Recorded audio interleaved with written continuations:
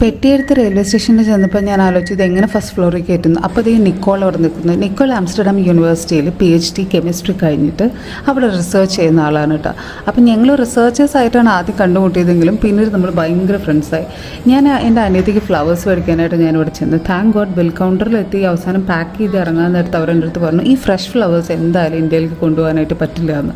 അപ്പോൾ അതുകൊണ്ട് പൈസ സേവായി ഞാനത് അവിടെ തിരിച്ചു വെച്ചു. പിന്നെ പ്ലാസ്റ്റിക് ഫ്ലവേഴ്സ് ഉണ്ടായിരുന്നു എന്ന് വിചാരിച്ചത് ഞാൻ പുത്തപ്പള്ളിയിൽ നിന്ന് മേടിച്ചോളാന്ന്. ഇൻഡിഗോലാണ് കേട്ടോ ഞാൻ ശരിക്കും തവണ വന്നത്. ആദ്യമായിട്ടാണ് ഞാൻ ഇങ്ങനെ ഒരു ക്രാഫ്റ്റ് ഉണ്ടെന്ന് എനിക്ക് അറിയുന്നത്. അപ്പോൾ ഇത് ശരിക്കും അഫോർഡബിൾ ആയിരുന്നു. നമ്മൾ എമിറേറ്റ്സിലൊക്കെ കൊടുക്കുന്നതിൻ്റെ പകുതിയുടെ പൈസ മാത്രം മതി. ശരിക്കും പറഞ്ഞാൽ തലേദിവസം ബുക്ക് ചെയ്തിട്ട് പോലും എനിക്കിതൊരു 325 യൂറോസിനാണ് ഞാനിത് ബുക്ക് ചെയ്തത്. അടിപൊളി എയർക്രാഫ്റ്റ് ആയിരുന്നു. ശരിക്കും ഫ്ലൈറ്റ് അവിടെ നിന്ന് എടുത്തപ്പോൾ ഉണ്ടല്ലോ എൻ്റെ മനസ്സിൽ ഏതാണ്ട് എനിക്ക് പറയാൻ തോന്നി ഏടോ ഡ്രൈവറെ വേഗം എന്നെ ഇന്ത്യയിൽ കൊണ്ടുവന്ന് വിട്, എനിക്കിവിടെ നിന്നത് മതി, തൻ്റെ ആംസ്റ്റർഡാമിലൊക്കെ താൻ തന്നെ നിന്നാൽ മതി എന്ന് എനിക്ക് പറയണം എന്ന് എനിക്ക് തോന്നിയിട്ടുണ്ടായിരുന്നു.